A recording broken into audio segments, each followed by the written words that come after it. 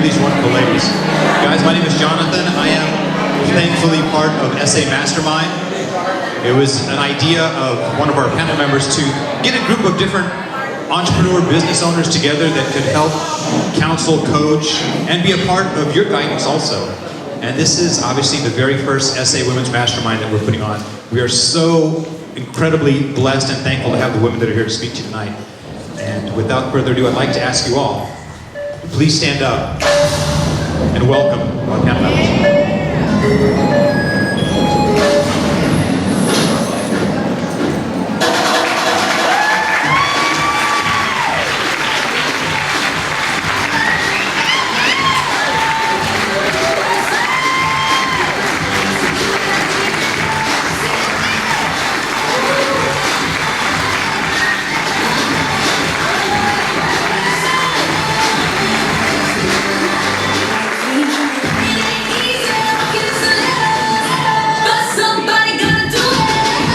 Thank you very much. What an incredible welcome.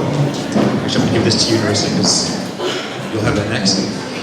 As I was saying, my name is Jonathan De La Garza. I am a local entrepreneur and a realtor. And when I was asked if I wanted to be part of SA Mastermind, I instantly said yes, because not only did I feel that I had something that I could share, I also felt that there was a lot that I could learn. And putting on these events has helped me learn so much from so many different people. Not only the people on stage, but the audience members who we have a chance to connect with afterwards. I'm always learning from people, and I'm actually super, super excited to be joined with Rachel Blondie Jones from 94.1 KTFM as our fellow MC. So Rachel, please give her a big round of applause. Thank you, guys. I've only lived in Texas for about a year and a half, and I love the culture. I love the food. I love learning, and that's why I'm here. I know that sounds very cliche, but I love learning, and not just books like learning like in classrooms, but I love learning from people. And I've known Narissa for a good while, and I've learned so much from her, and I've been very motivated with her. And I'm very honored and proud to be a part of this event and to be surrounded, not to just learn from you women up here, but to learn from everyone as you guys are here. So I'm very, very thankful for that. Well, we're glad to have you. How often do we get a celebrity here? So thank you very much. We don't make that much money in radio, so we're not celebrities. But thank you, Jonathan.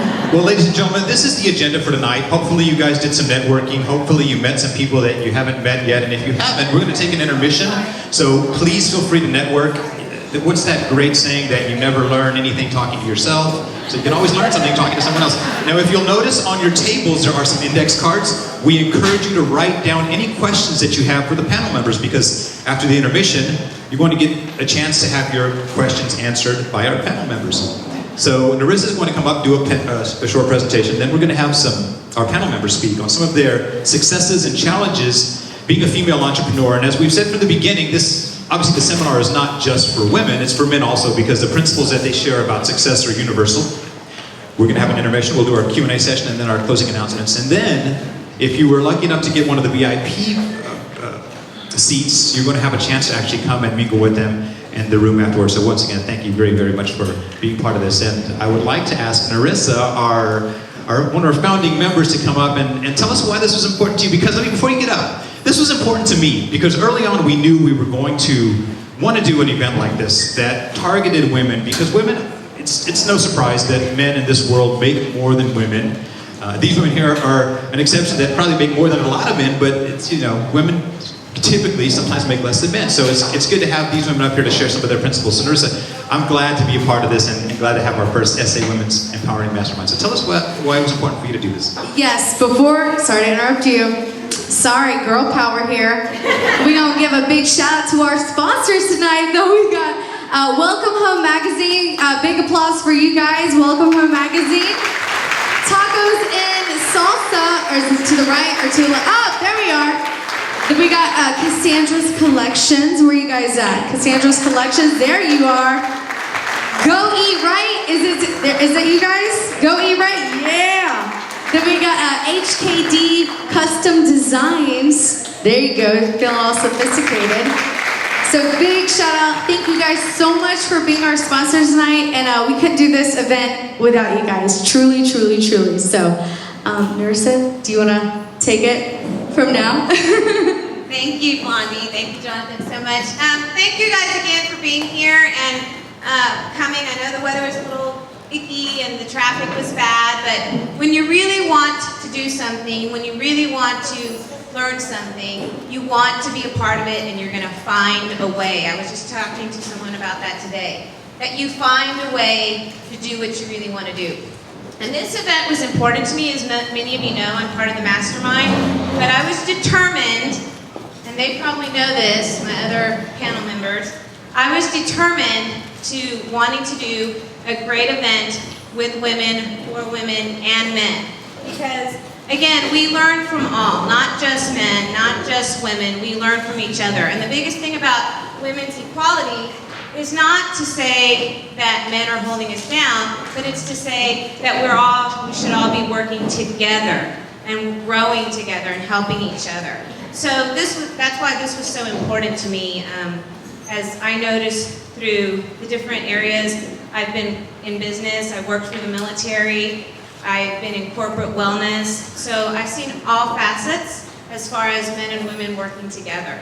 And I think there's definitely some areas we all need to work on as men and women, but a few things that I did want to touch on, without a doubt. And this is just a little, Oprah, one of the things I always tell myself is to, read, watch, whatever it is, people that are going to help to encourage you, motivate you, someone you can learn from, someone who's positive. Because obviously if you hang out with someone that's negative, it's going to bring you down.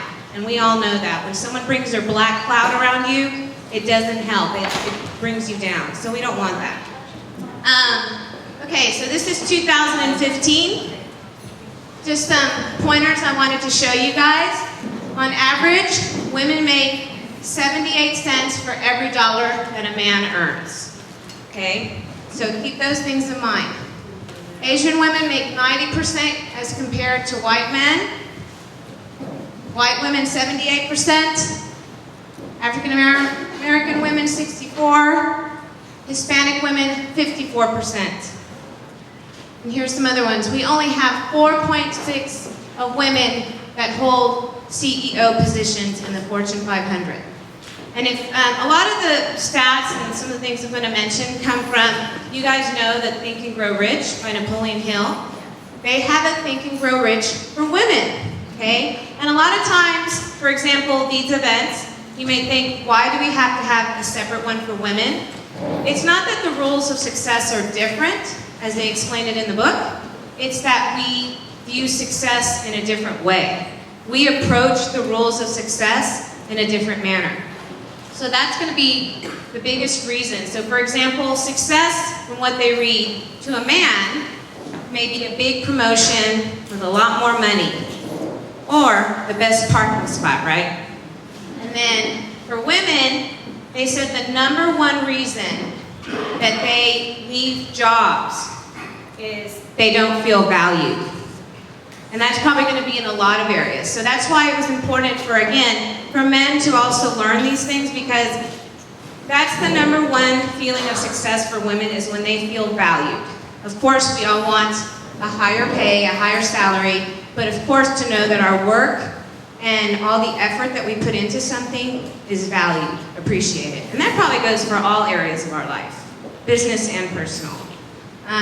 So again, that was a little surprising to me, and only 14.6% of executive officer positions among Fortune 500. All right, so we have to keep those things in mind, and as women, a lot of times, sometimes we are intimidated, like if many of you heard, how many of you heard about the Jennifer Lawrence story about when she went to, how she makes less money than her male counterparts? And what she said was that she blames herself. And the reason why is when she goes into the office and sits down to negotiate, she didn't want to sound greedy. She didn't want to sound like she was asking for too much. She felt bad. Instead of saying, this is what I'm worth. So you always have to remind yourself of what you're worth, all the work you put into something. Someone may say, it only took you 5 minutes to do that. You may say, yes, but think of all the learning and education, experience that it took to get to where that I am today. So we have to remember that. And if you've also ever heard of the book Lean In by Sheryl Sandberg, one of the things that she brings up, and I may use a slightly foul word here, but a lot of times when women give their opinion, I have a close friend, a very dear friend, that she has a very high position in a company, major corporation that's international, was on Forbes top 10. And because she has to be firm in her decisions in the position she's in, she has told me that sometimes people look at her and think she's a B word. Sounds like witch,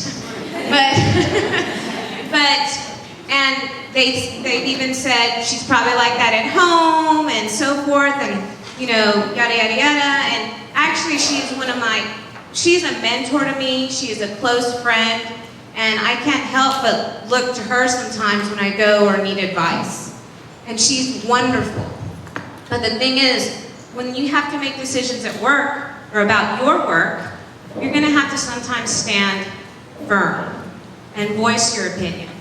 And unfortunately, sometimes people may say, oh, she's in a bad mood, or she's acting kind of moody, or she's not having a good day. And I think as women, how many of us have been there? Yes? Anyone else?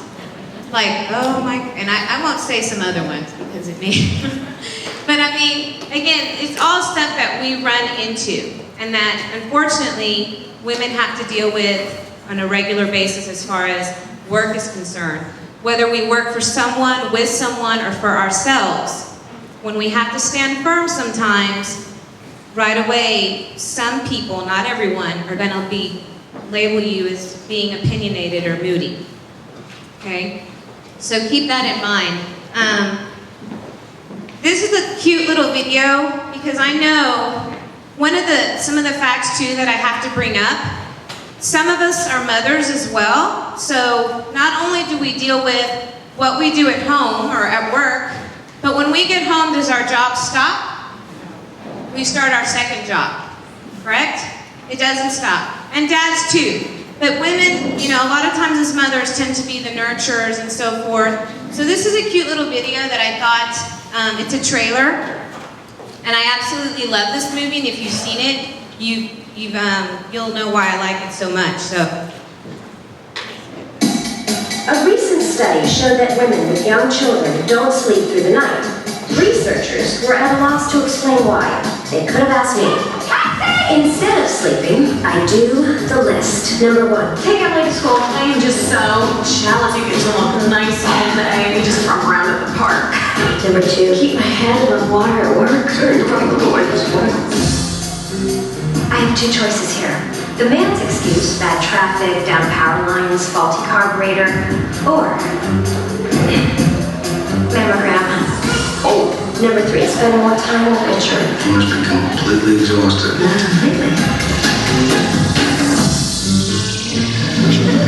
Number 4, kids, kindergarten babysitter, Christmas lights, birthday party. I don't know how you do it. I don't know how you do it. I don't know how she does it. All those children. I have 2. So impressive. You have 4. Yeah, 2 of my twins.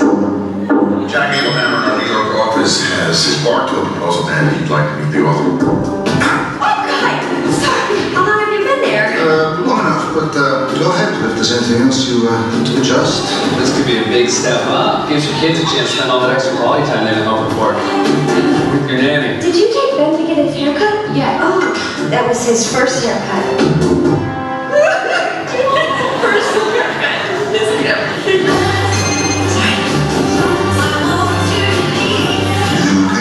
Yep.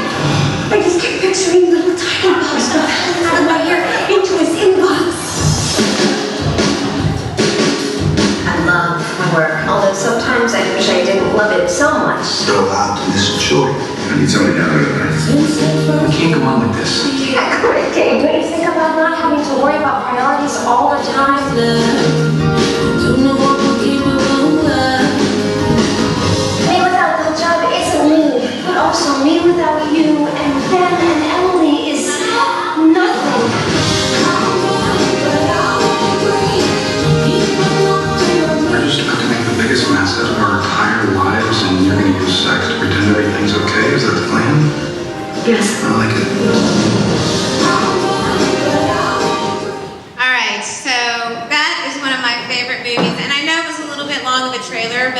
Again, it kind of gives you an idea sometimes of what, especially what the working mother has to deal with, but even women in general, whether you're working, whether you're at home, I know plenty of stay-at-home moms that I will not say they're not working moms. They are full-time working moms, which I think is the hardest job on the planet. Okay, is my friend Angela here?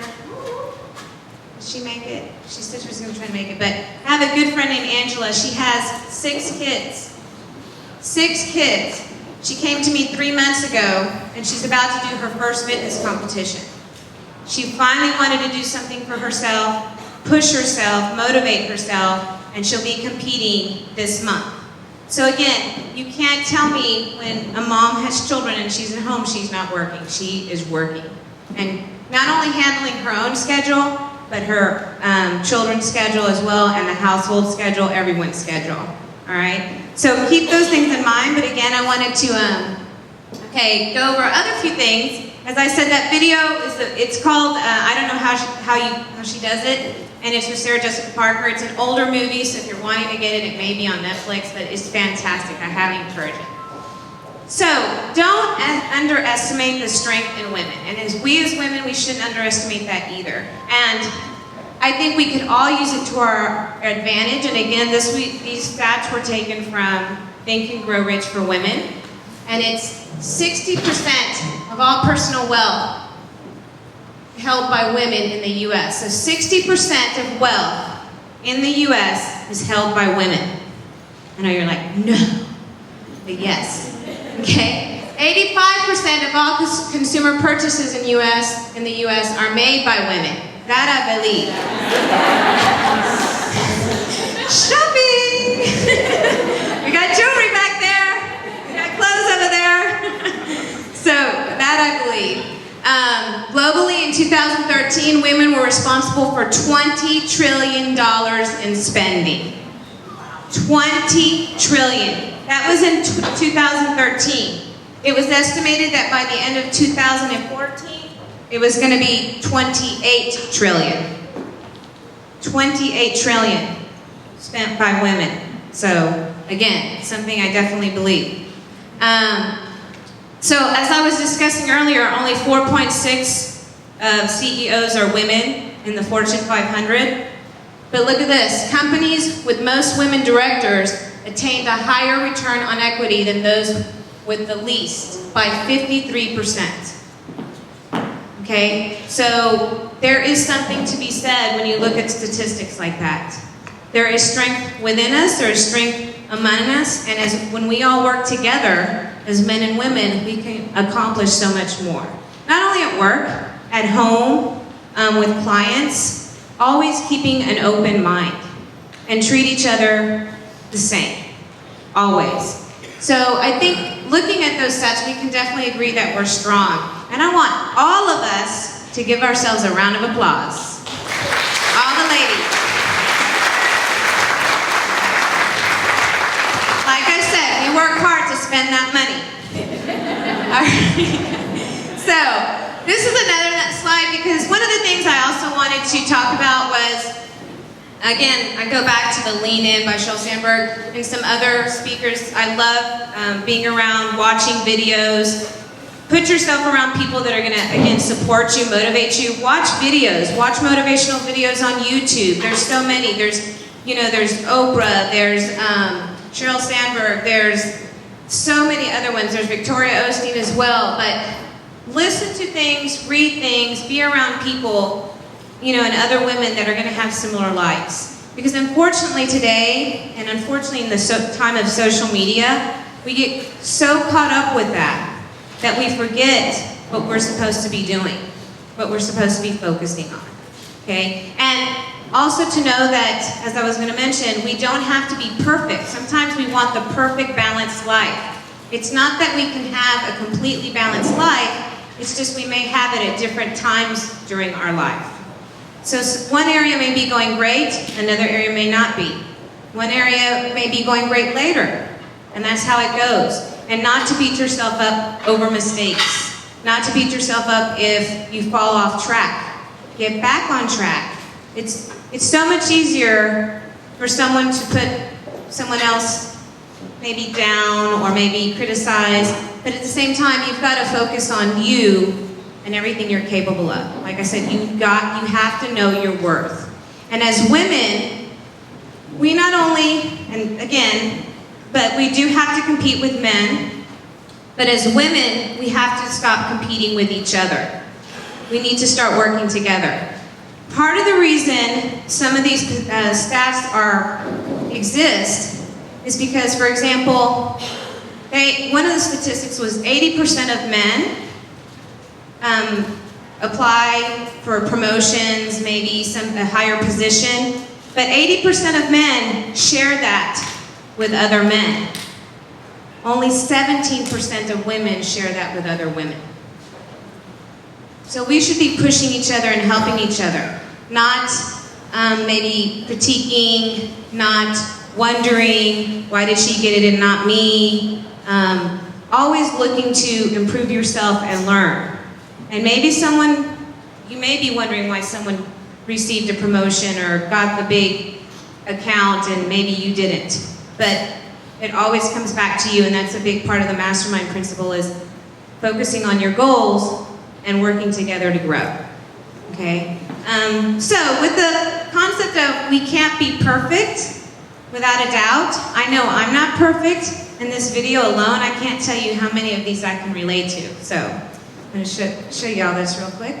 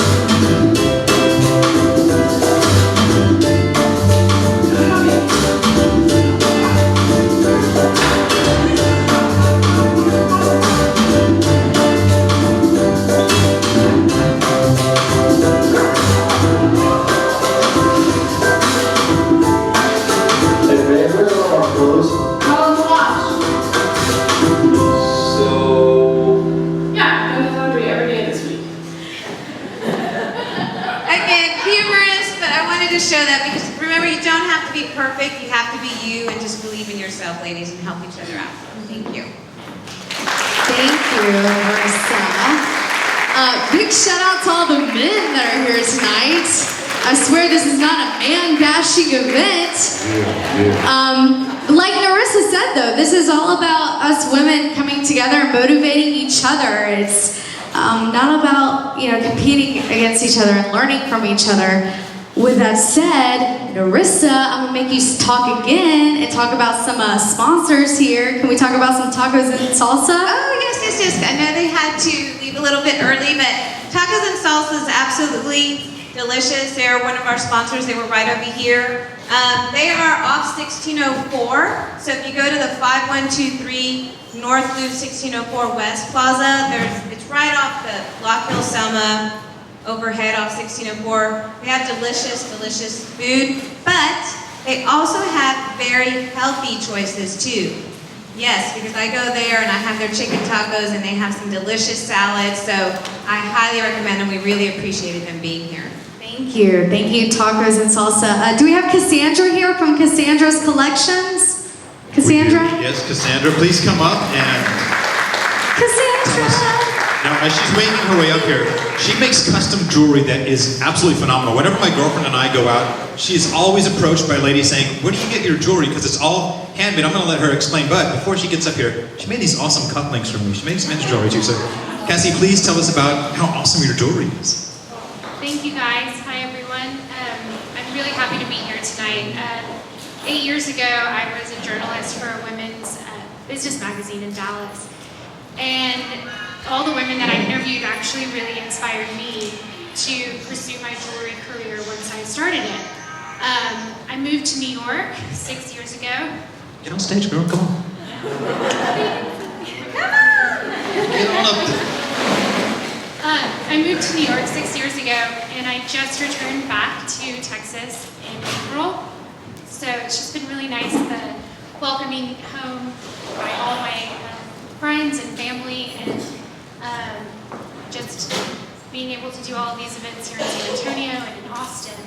But my jewelry is really special to me. I'm a one-woman shop. I make everything and sell everything and photograph everything.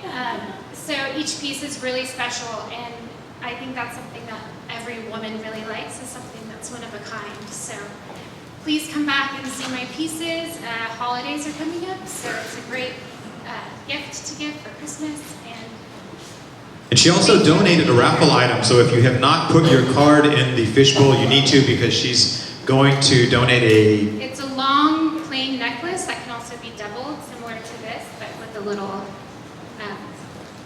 hairy pendant. I know that means nothing to a lot of you, but it means something. Man, that's a perfect gift. It is awesome. Exactly. Yes. Thank you. Won't add to the trillions. Yes, thank you, Cassie. Thank you very much. Yes, our third sponsor is Kristen from Welcome Home Magazine. Kristen, girl, where you at? Kristen, come on up.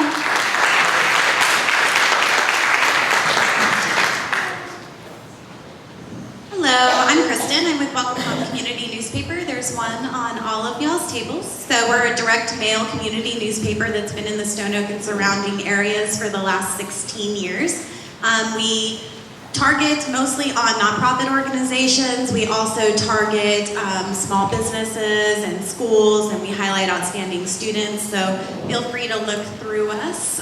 We do sell advertising. We're associated with the Stone Oak Business Association and a nonprofit organization called Living Through Giving. So we would love to have you guys give us a call and let us teach you how to expand your business in these areas. And thanks for letting us sponsor tonight, Mastermind Group. We appreciate it. Thank you, Kristen. Thank you, Welcome Home Magazine. Well, I'm very excited about our first speaker, but before we do that, I just want to tell you guys that the whole genesis of the SA Mastermind thing was a principle by a gentleman named Napoleon Hill. He wrote a book called Think and Grow Rich. And in this book has changed so many people's lives. And he talks about the mastermind principle. For those of you who aren't aware or familiar with the mastermind principle, it equates the mind of a man or a woman to a battery. And just as a battery will produce a certain amount of energy, a group of batteries will produce more energy and more efficiently. That makes sense, right? So his principle is that a group of minds together will create more energy more efficiently. And without a doubt, the people that he interviewed have proven this. Can you imagine getting into a room with these 4 ladies and them brainstorming and advising you on your business? Would you achieve more than sitting in a room by yourself? Absolutely, without question. So if anybody's interested in one of these books, we have them for sale back there. They're $10, and it's an incredible book. And if you buy it, I'm sure these ladies will happily autograph it for you. So let us know. And as I said, the first speaker that we want to introduce, I'm very excited about it because I am also a real estate broker. So I am looking forward to hearing what this lady has to say because she's all over the place. I can't tell you an event that I go to where I don't see one of her realtors there with her badges, Patricia Zars. So please tell us some success principles. Thank you so much. As Jonathan said, my name is Patricia Zars. I am a real estate broker and I am co-owner of Zars and Rogers Realtors with my husband Lane Rogers, who is right over here.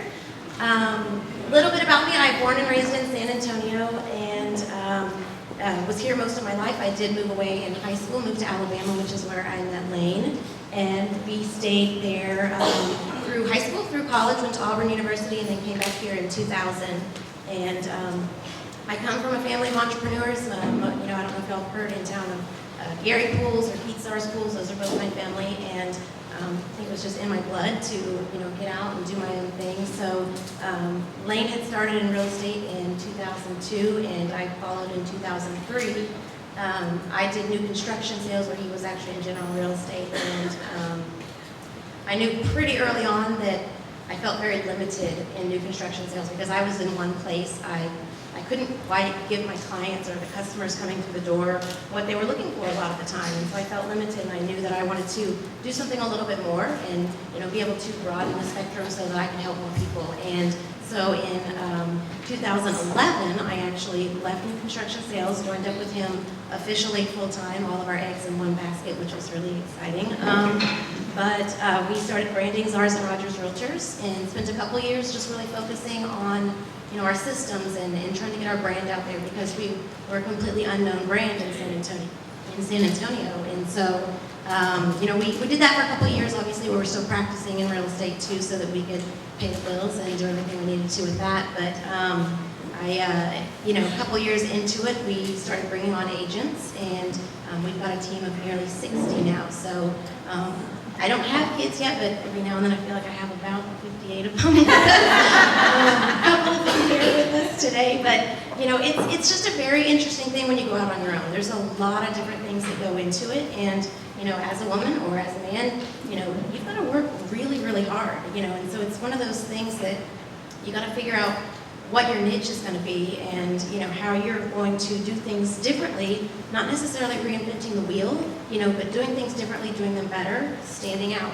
So I was kind of soul searching, trying to figure out where do I want to focus, what do I want to do, and a couple years ago I started doing a lot more with charity work. I got real involved with philanthropy.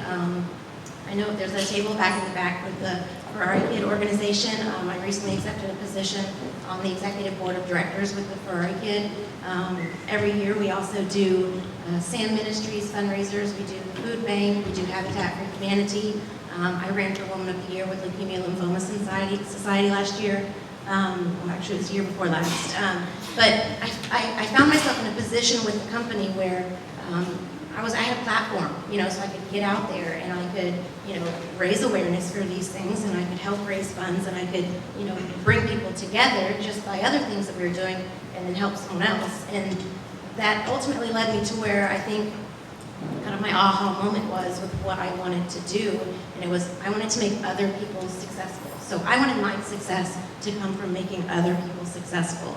And once I made that revelation and I decided that was going to be my focus, everything in my business changed. Everything I focused on, my time, my energy was completely different because I would stop and say, how's this going to make someone else successful? What is someone else going to learn from this? What can they get from this? So I'm super excited and honored that I was asked to be here today, and I do hope that either from something I say or from one of the other panelists that you just get even just one little thing from what we say up here, and one little extra bit of hope, extra bit of inspiration to help you on whatever journey to success that you find your passion in. So thanks for coming out. Wait, before you go, I have a question. Okay, Yes. so when you got your, what inspired you to become a realtor?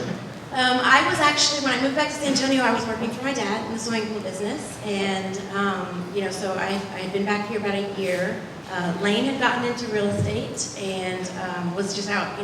It was more of a, I didn't want a ceiling. I didn't want a ceiling where I was. I wanted to, that every effort or everything that I went out and did was going to just raise, whatever it was I was doing or whatever else I was, striving for that much more. So I didn't want to feel like I had a ceiling, and I wanted to make a difference, and I think just that knowing that I didn't have, to stop, knowing that if I got up, if I spent one more hour every day doing something, or if I made one more call or did one more thing, that it would exponentially grow whatever I was working on. So it was just a drive and a passion to get out and take it as far as you can take it. So That's awesome. I have to tell you, she just said something that I find awe-inspiring, something you don't hear every day.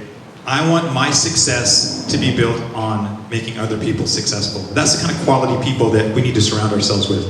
Thank you very much for being a part of this. Don't forget, write your questions down. We'll be picking those up later to give a specific question for Patricia. Yes, we'd like to introduce our next speaker, Veronica. By the way, I need to talk to you later because you're supposed to be doing my highlights. Veronica Luga Bass. She is the owner of Veronica Salon and Spa, which is a very successful business in our community. So I'll just take it away, girl. Thank you for being here tonight. My name is Veronica Bass. I'm originally from Zacatecas, Mexico, and I've been here in San Antonio a little bit over 20 years. And I've always done my passion. The only things I've ever done is hair. But I knew that since I was a little girl that was going to be my passion. And I believed in myself, and I knew that I was going to have my own place one day because that's all I've ever done. And I worked for a company for about 15 years, and I treated it like my place because, again, my passion was what I did, and I always gave it 100% with the work ethic that my daddy taught us. I knew that I was going to be successful one day. So I had my kids, with my wonderful husband, Cleon Bass, with his support, we decided after we had our third child to go ahead and open up my business, which is Veronica's Color Salon and Spa. We're here in Stone Oak area, and I have a team of 25 stylists. They're all wonderful, and I know that I need them as much as they need me, so I like to help people grow also, and hopefully they go on and do their own thing. Like my cousin's here now, she went ahead and did her own little thing recently, and that's what I like to see, successful people. I think that there's enough people in the world to go around to share your success, so we should not be jealous as women. Like you said, we should empower other women, always help each other out, and just remember that when you have passion for what you do, that equals success. So you just gotta love what you do, passion, and with God, you can do anything when you believe in yourself. That's first of all, and then passion and hard work. It's gonna take hard work. It's not easy, but when you love what you do, it's not work. So you just gotta give it 100%, and the rest is history. So thank you for being here. Well, I have a question. So you also said something that I hear a lot of very successful people say, and they attribute their success to God. So you gently do that. You're a very spiritual person? Absolutely, yes. I know that you have to be, in my case, so yes. And your father instilled some success principles in you when you were early? Yes, we come from a very modest family from Mexico, and he worked very hard to get us where we're at, and because of him, my dad just passed away in February. That's okay. We appreciate you sharing that. And if somebody is interested in coming to your beautiful spa, where can they find you? We are located in Stone Oak, right here on 115 North Loop 1604 East, where the Mellow Mushroom and Kirby's area is at, and Narcotta Center. And you also donated a raffle item, right? Yes, for color and cut and style, Blondie. Hey, girl. Well, once again, thank you for being a part of this. It's so awesome to be surrounded by successful people who are so giving, like Veronica. Please give her a round of applause. Thank you.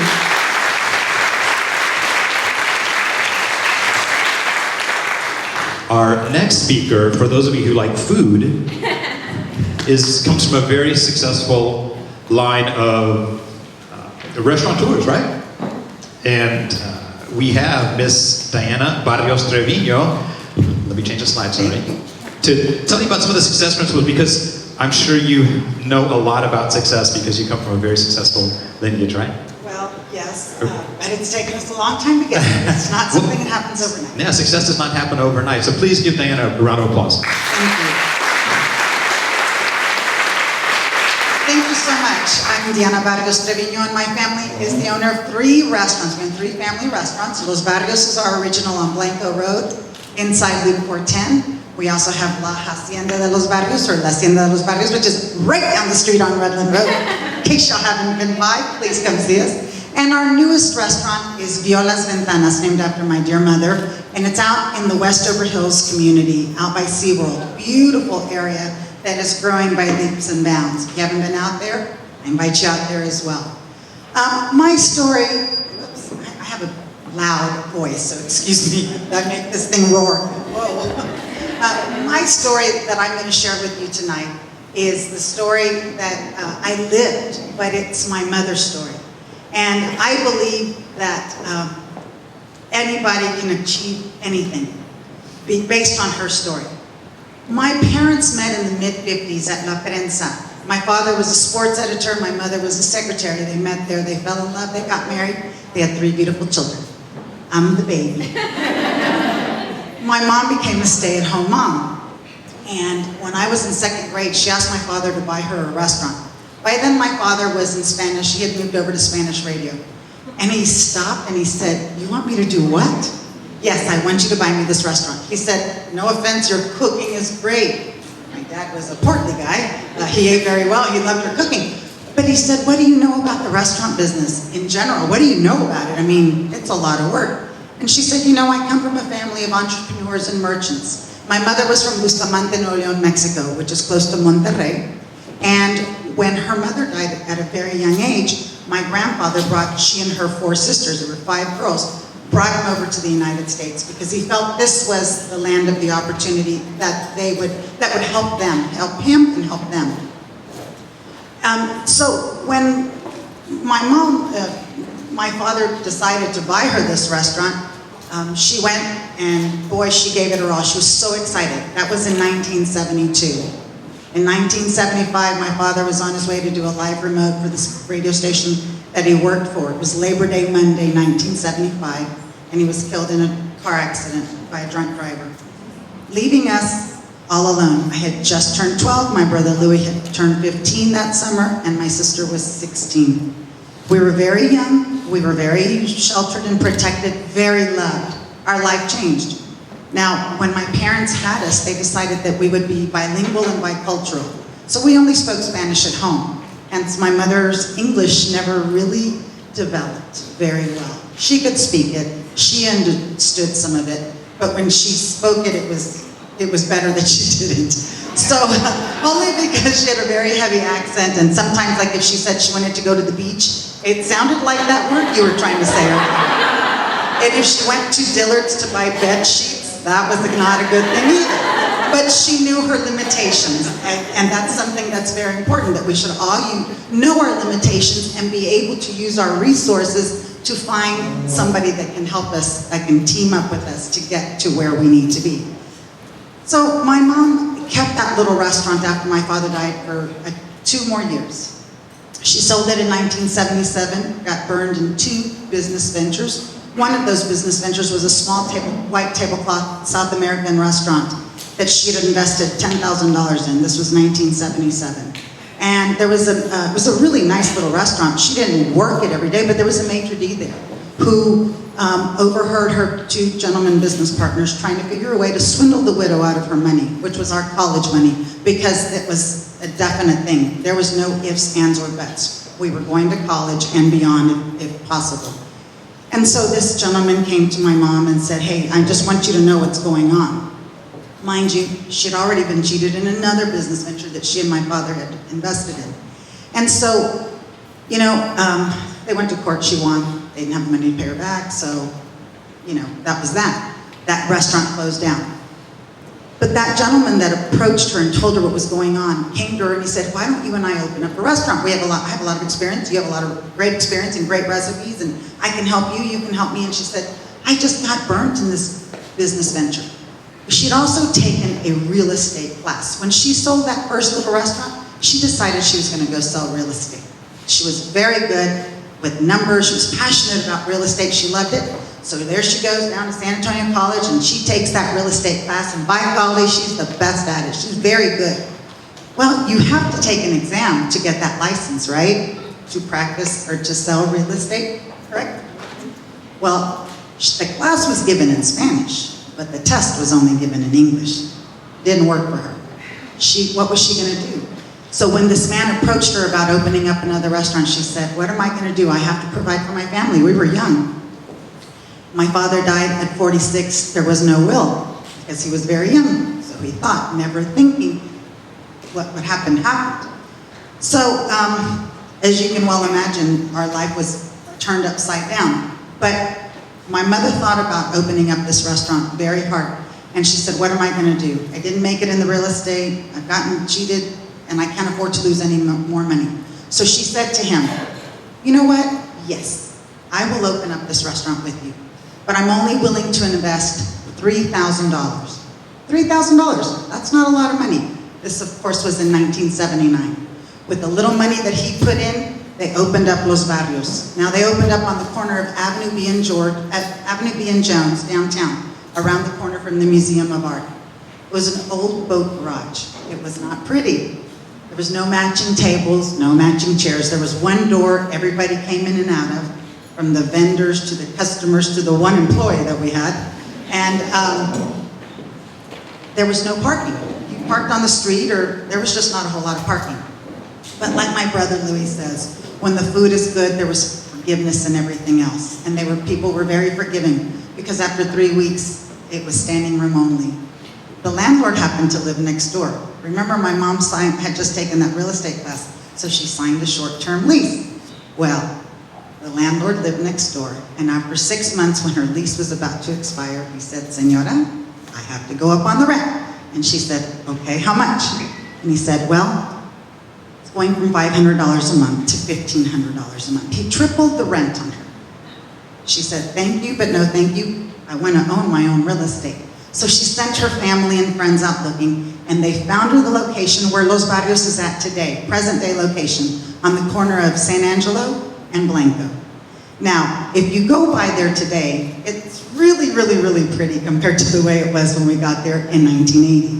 In 1980, my mom bought an old Dairy Queen. And if you walk into Los Barrios today, you walk in the room, or you walk into the restaurant, you go through the lobby, you get into the 3 dining room areas, or 4 dining areas that we have, and right in the middle is the original door jamb that still says 4223 from that original Dairy Queen. A very daily reminder of our very humble beginnings. That was in 1980 that she moved there. In 1981, top new 100 restaurants in America in Esquire magazine. Can you believe that little converted Dairy Queen, Los Vargos, was in that magazine? Thank you. I just graduated from high school, but you know, it took our business to another level. We had to expand, and after, you know, the New York Times wrote about her, and the Texas Monthly, and all of these publications, the kind of advertising you can't afford because it's so big and it's so expensive. But they were blessings. That's the only way she could equate. How did this happen? They were blessings. And after 5 years, our business partner, who had never been involved in such a successful business, and they decided to part ways. My mom bought him out and went off to run the restaurant on her own. But it was challenging, lots of challenges. And a couple years later, my brother came back to run the business, and she was very happy to hand over the reins. However, she was the backseat driver. ¿Por qué estás haciendo eso? Why are you doing that? And what is this you're doing? And I'm signing what? He's like, Mom, you have to let me make my mistakes. And that's how we have grown. You know, Louis was recognized by his peers as Restaurateur of the Year and Small Business Leader of the Year, but my mom was always there supporting us. And we have a great staff that takes very good care of our family, and And what I mean by my family is our customers. They're an extension of our family. Our employees, they're an extension of us. I mean, they are our family. After, I guess, 25 years being in business, we ventured out and bought this piece of property where everybody told us we were crazy, and we built La Hacienda on 5 acres, and it's beautiful. It is a beautiful restaurant, and 2 years ago, we ventured out to Westover Hills and opened up Vio Las Ventanas, and that is a tribute to our beautiful mom who left us way too early, way too soon. Like your daddy, my mother, I'm so eternally grateful for having lived this life with her, seeing her face all the challenges, all of the ups and the downs, the great things, everything that has come our way. I'm so grateful because I was able to learn on a day-to-day basis. I would see her and I would see how she would accept these challenges and how she would accept the successes that went along with it. And I'm very, very, very, very grateful to my parents that they, first of all, gave us a lifetime of love, and they gave us a love of our culture and the language, because that has opened up so many doors for us. I'm going to be here, so ask any questions. Well, we want you to remember, write your questions down, but I have the microphone, so I get to ask some questions. Now, I love flan, so I consider myself a flanasur. I just made that up. You register that. But I love flan, and I've never had your flan. Is it good? It's delicious, but you know what else you need to try? Yes, it's Mom's recipe, but you also have to try Mom's empanada de guayaba with cream cheese. Ay, ay, ay. I like the way that sounds. Can you say it again? Empanada de guayaba. Awesome. Well, it's the sweet empanada. Something else you said that I absolutely love is that you followed your mom on this journey, or your family. So let me tell you something real quickly about me. My dad was a machinist, and he would commonly work day and work on cars at night. And one of the treasured memories I have was learning how to work on my car from my dad. And if you have kids, teach them the things that you do, because those are cherished memories, and these cherished memories that you have with your mom teaching you the business, so it's very invaluable. You know, it's great that you said that, because it brings up another point, and this is something I tell people all of the time.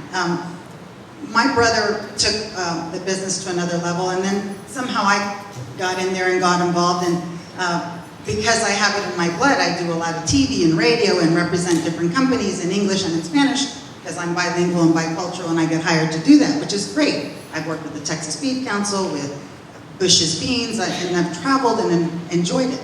But one of the very first national shows I got to do was Good Morning America from our Riverwalk. And it was with Emeril Lagasse. This was back in 1999. I was pregnant with my third son. I have 3 boys. And that afternoon, after it was all said and done, the food producer from Good Morning America calls me and says, Diana, I'm already on my way back, but I'm on a layover, and I just want to tell you my friend Pamela is going to call you. Okay, she saw you this morning on TV. Okay, why is she going to call me? And she said, well, she's an editor at Random House, and she wants to know if you would do a cookbook with her. Random House? Oh my gosh, my school books were by Random House. That Random House, that Random House. So 3 weeks later, we had a very thick contract. 3 years later, our cookbook came out. Why did it take 3 years to write a cookbook? Because like any good Mexican, Italian, Greek, Jewish, whatever ethnicity you want to say, nothing was documented. No, the way my mother cooked, it was not documented. Mira, cuando está así, le echas esto un puño, nada más. When it's like that, you add just like a pinch. And I'm like, I need to measure that pinch, because that's what they told me. These recipes had better work. They will be tested and retested in professional kitchens. I'm like, oh yeah, this is not going to work. So it took 3 years to document those recipes. So if anybody has a favorite recipe that you make, or that your mom, your grandmother, your aunt, whoever the cook is in your family, ask them to write it down, because it is a treasure that you will have for you and for your family for many, many years to come when that person is gone. So that is, thank you for reminding me. Thank you. And she donated a cookbook and a $20 gift card. It's a cookbook, a $25 gift card with a tortilla warmer. It's the best tortilla warmer you'll ever find. That is awesome. Ladies and gentlemen, Diana Vargos Trevino.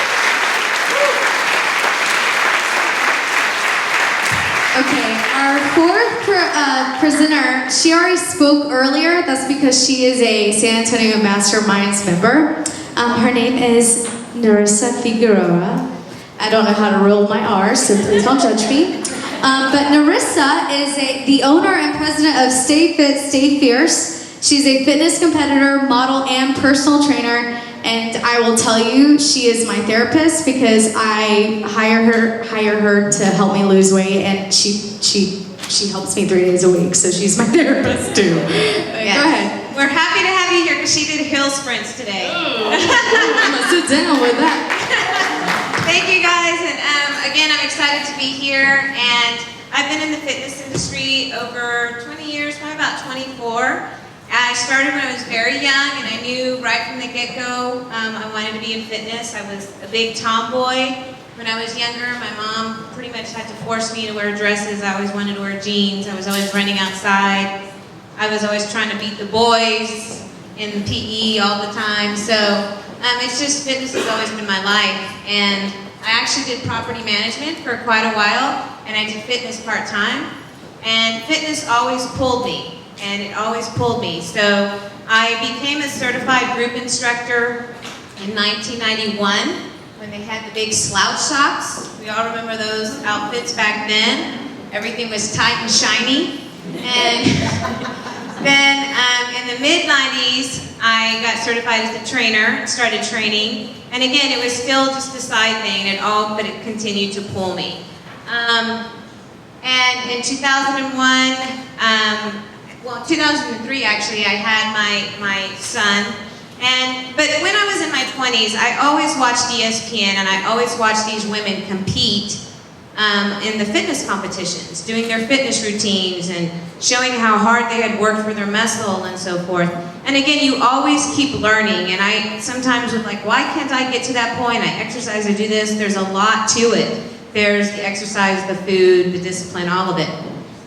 Well, 2003 and 2005, I had my son, had my daughter, and then I started working for the Air Force in 2003. I was a health and fitness specialist, so I trained the airmen and women and did physical training for them. I worked with the community. I was a tobacco cessation specialist. I also did a lot of health fairs, diabetes, helped with our diabetes classes and cholesterol classes.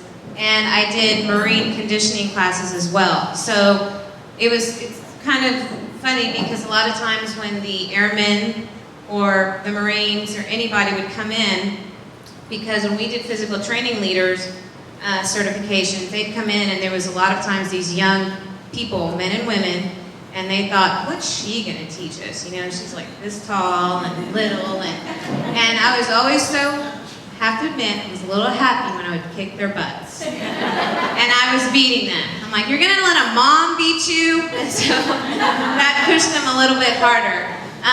So I went to a conference, and this is one of my, besides my children, but career-wise, one of my proudest moments was in 2007.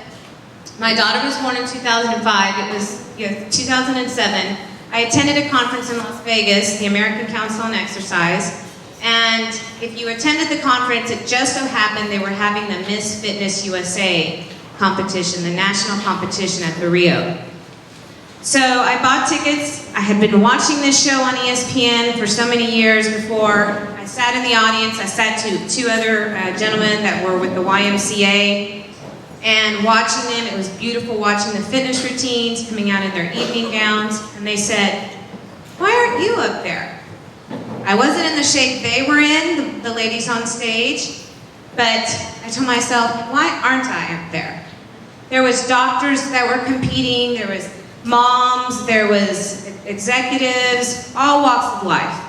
So I went back home after my conference, and I said, that's it. I have my 2 kids, I wanted to do it in my 20s, but I wasn't disciplined enough, and now I'm gonna do it. So that was September of 2007, and I pushed myself and got into training with a coach. In March of 2008, I got on stage. It was a regional in the state in Arizona. I got 2nd place. 2 months later, I went to Phoenix and I competed, and and I got first place, so I qualified to go to the national competition. So in 1 year, what I was so proud of is that I was sitting in the audience, and a year later I was competing on stage. So I was so excited because again, I was,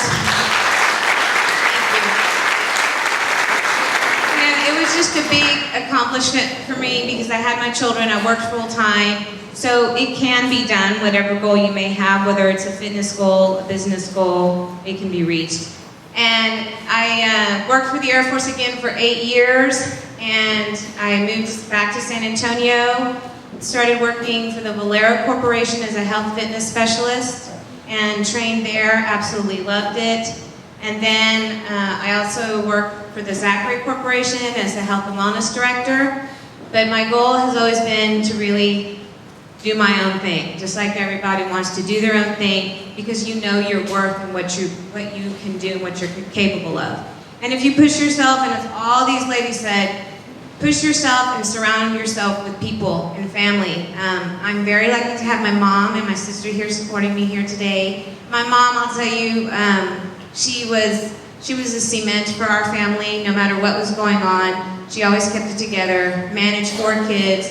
You know, just like you're saying, Diana, you know, kids are running around and she's on the phone and so sit, you know, and yelling at us, cooking at the same time. So I don't know how she did it because I have 2 kids and I'm like, I don't know how my mom did it. So she had 4 and worked, did everything. So she's pretty much my biggest role model, my mother. So I think if you look to family, look to your loved ones, look to those who support you. There was one person, and I remember what they said to me. They're like, why do you do these fitness competitions? You know, and that's when I had 1 second. And they said, you're not, you know, you may not win, you're not gonna win. And it just really got to me. Really, I was like enraged almost, but I was like, argh! And then I pushed myself, and that's when I was on the national stage. And I won Miss Fitness Arizona in 2009, 2010, and won the fitness championship in 2012 here in Texas. So I just believe in yourself, work hard, and you'll get there. Always believe, believe, believe, believe. Thank you. Thank you. So we're going to take a brief intermission, about a 10-minute intermission, bathroom break, grab some waters. We have waters over there. Please write down any questions that you may have that you would like to ask these ladies. After the intermission, we are going to let you ask these ladies those questions. So, see you in 10 minutes.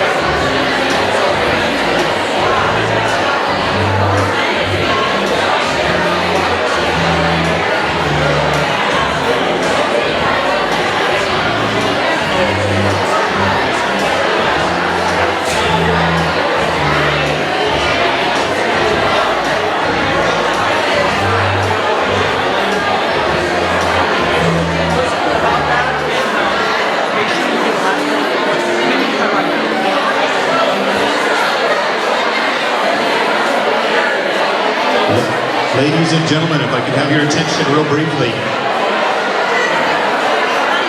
Ladies and gentlemen, it's the last call for questions. Please write down your questions. We're going to be getting started in about less than 5 minutes.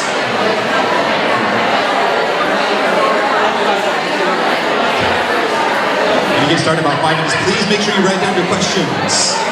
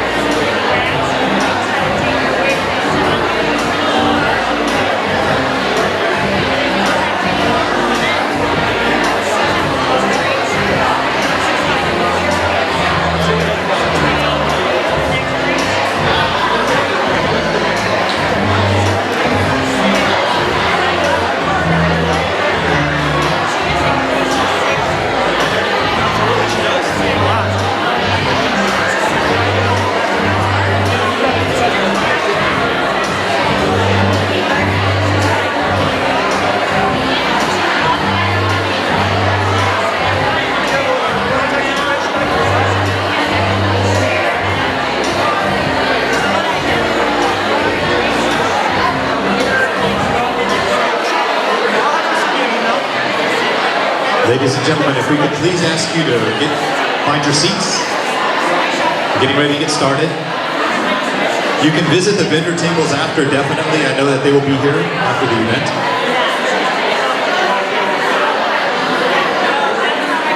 And are there any more questions that you guys have specifically for the panel members? No questions, okay.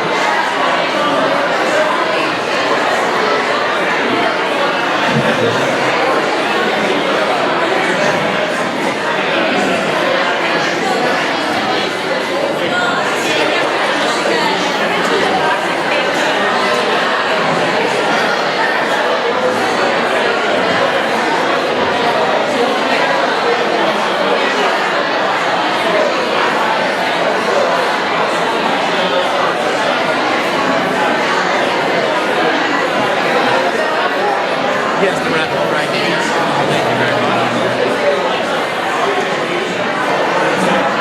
Getting ready to get started in just a couple of more minutes. Ladies and gentlemen, please find your seat.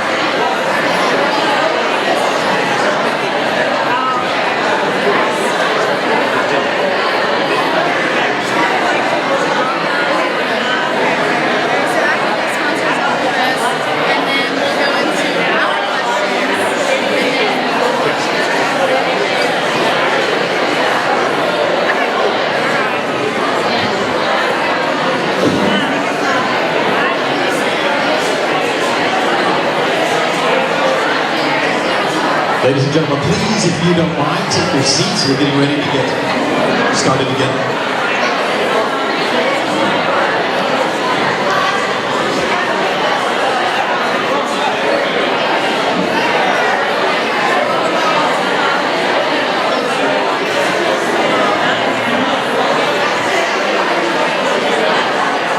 Ladies and gentlemen. One more business card? Oh, one more question. Excellent.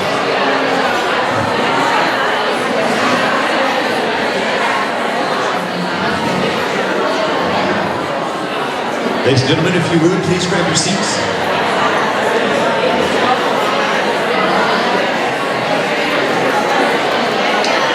Who has a question? Her pen ran out of ink. You're shy all of a sudden? You can, or you get. Oh, you can.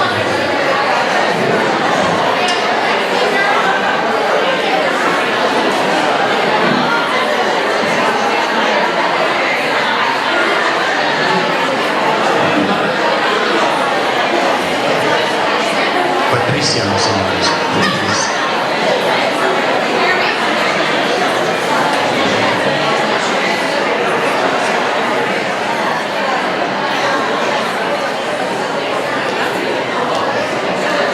Hopefully you are taking away some good tidbits of information. And thank you for visiting our sponsors. They help make these events possible.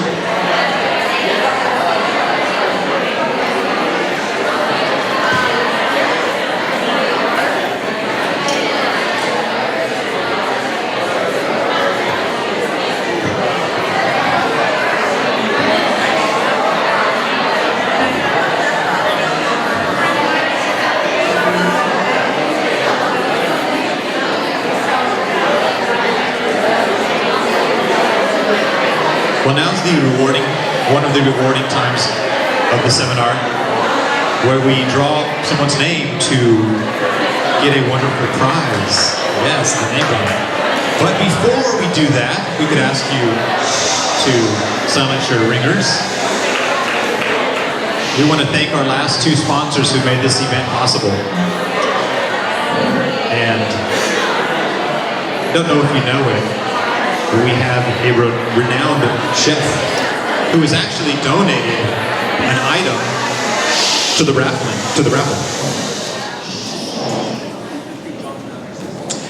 Chef John is with GoEatRight.com. He's the gentleman on this side who has provided this delicious food. And Chef John, if you would please come up and tell us a little bit about your business. And I understand you serve food to celebrities too, right?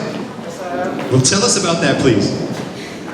Hi, everybody. How you doing? Thank you very much for having me tonight. Let's see the start.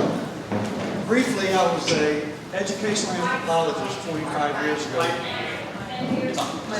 25 years ago at the University of Texas.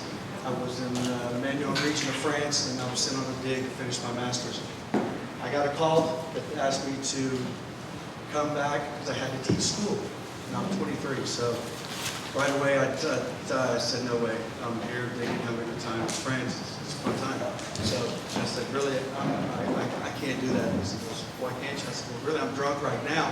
I have no business teaching anybody anything. So I ended up getting kicked out of the program, but I finished my master's and I stayed over there, and a friend of mine was a professor at the University of Paris.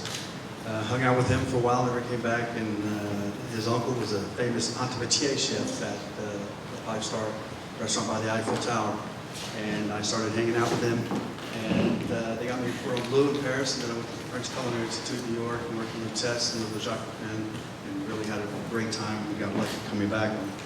And then I came out west because none of the chefs back about 15 years ago really wanted to leave New York.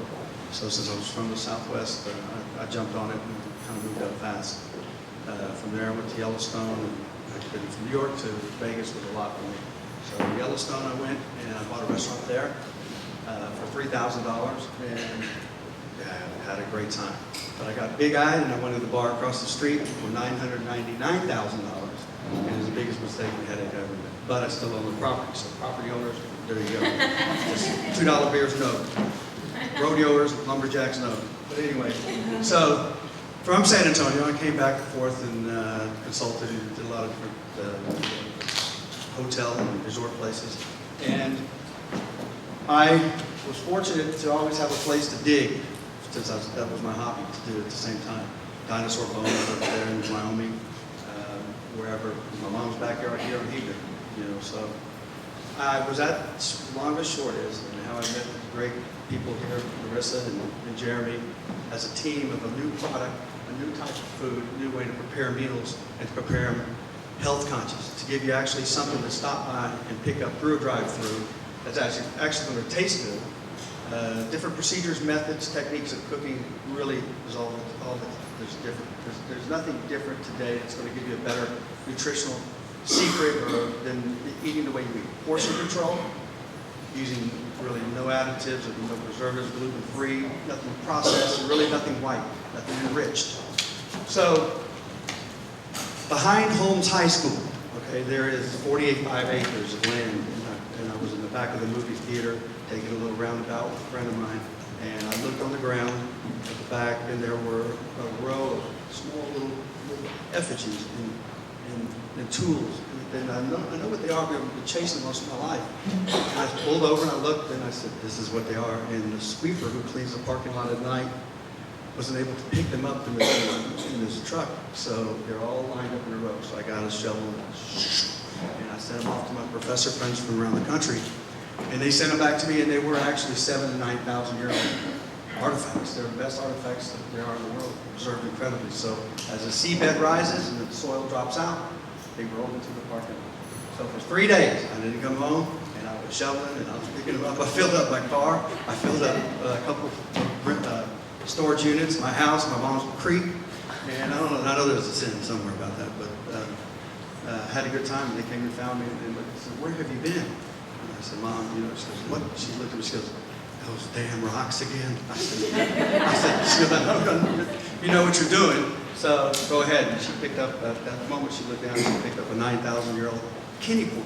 So off I went, and as a network chef for Fox Network right now, I took a year off, and I began to collect, and I got very interested in Paleo Man after we found our third dinosaur, our woolly mammoth, our mastodon, our 11,000-year-old man.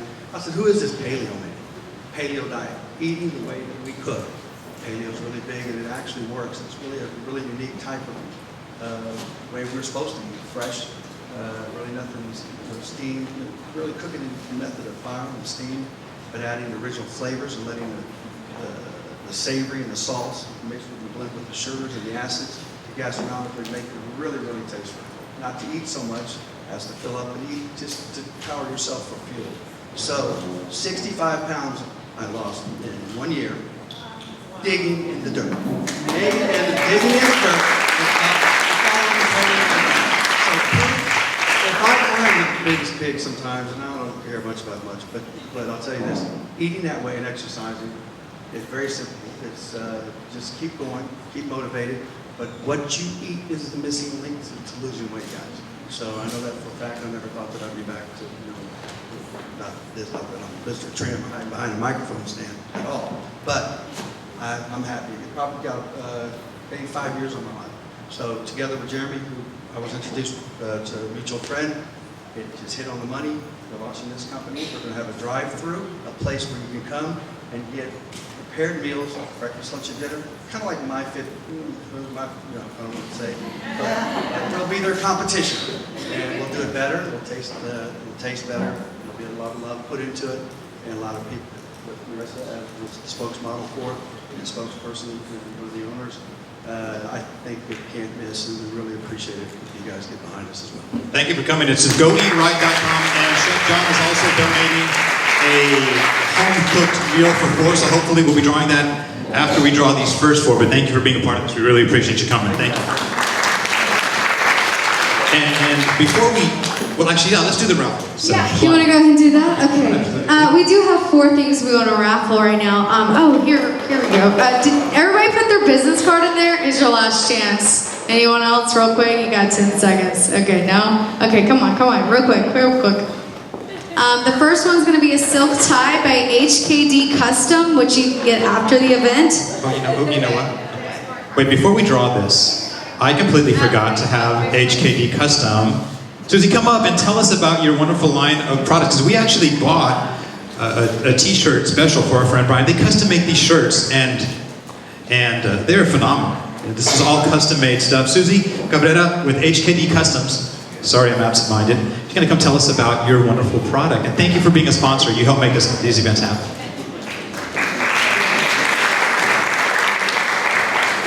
Wow, what a wonderful event. I feel so inspired from these ladies and everybody's stories. I really want to be a part of San Antonio Mastermind. I feel so good. You are part.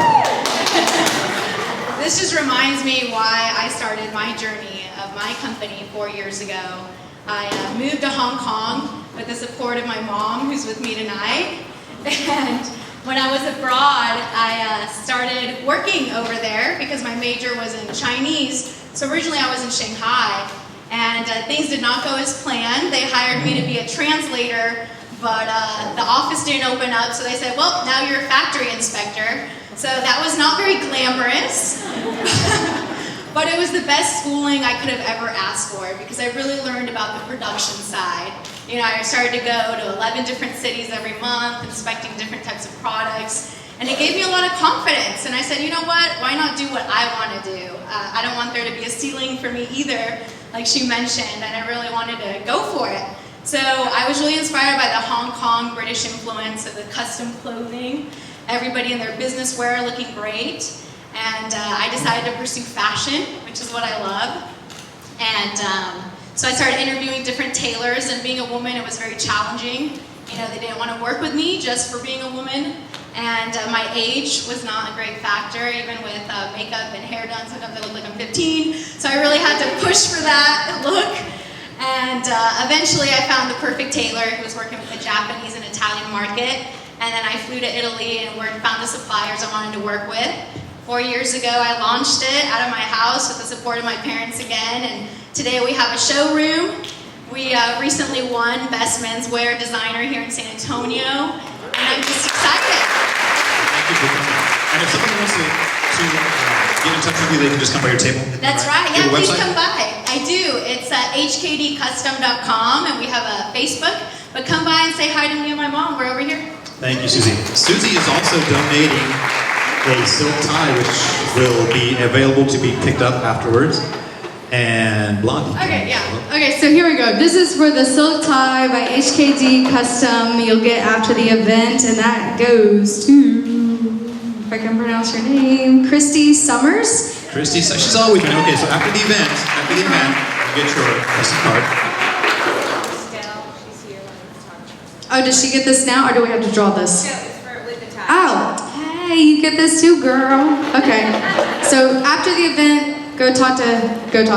Okay, the second one is Veronica Spa and Color Cut. I want this so bad. All right, get your hair did, ladies. Me. Elizabeth Thornton. Elizabeth Thornton. Where you at, girl? Let's give this to Veronica. The third one is for Patricia. Patricia Zars wine basket that she donated. I like how realtors think. They're bringing the wine. Yes. And chocolate. That's not fair. Okay, Kirby Caden. Kirby. He didn't leave, did he? Kirby. Must be present to win. I saw him earlier. Did he leave? He was leaving? Should Kirby. we draw another Going one? once. Going twice. Going once, Yeah. going twice? Okay.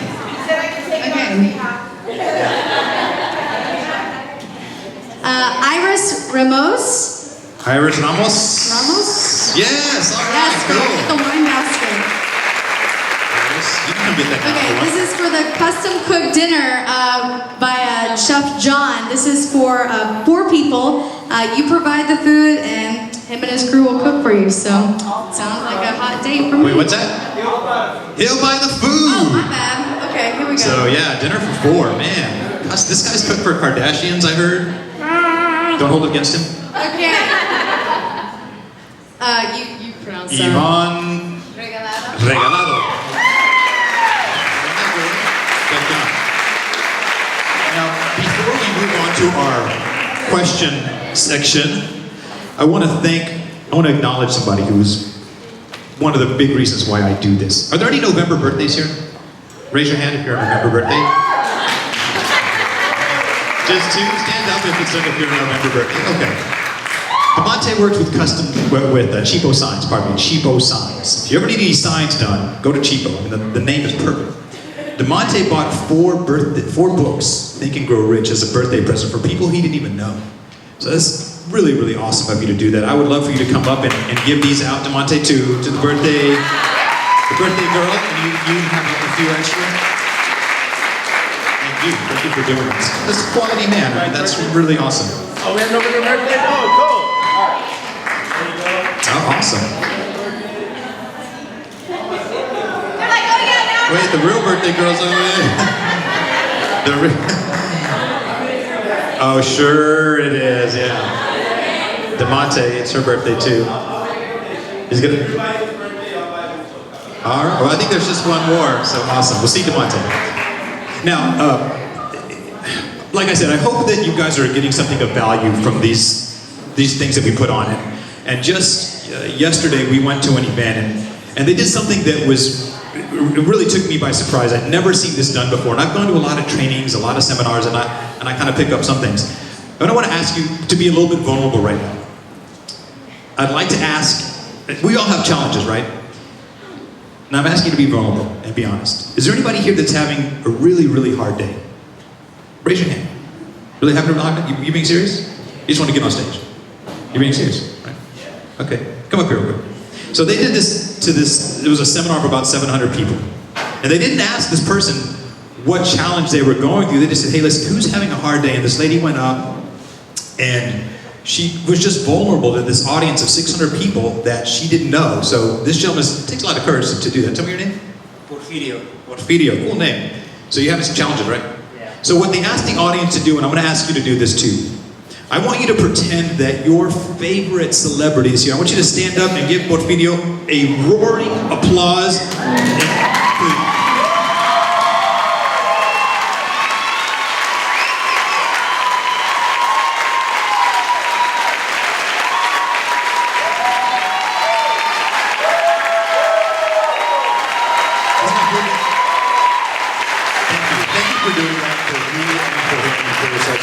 There's something about an outpouring of love and thankfulness that rebounds and comes back to you. So hopefully that will make your day feel a little bit better. Thank you for being a part of this. Thank you. So now we are on to the question and answers section of the event. I want to thank you all for participating in this. And Blondie, please proceed with the first question. Do you want me to go start? Okay, this is for all of you lovely ladies, and we'll start with you guys on this side. Did you ever feel, whenever dealing with a male vendor or a client or a contractor, that whenever you dealt with them, they would have preferred you being a male? Did you ever have that feeling, like, wow, like I can totally tell that they wish that I was a man right now? Well, is this, there you go.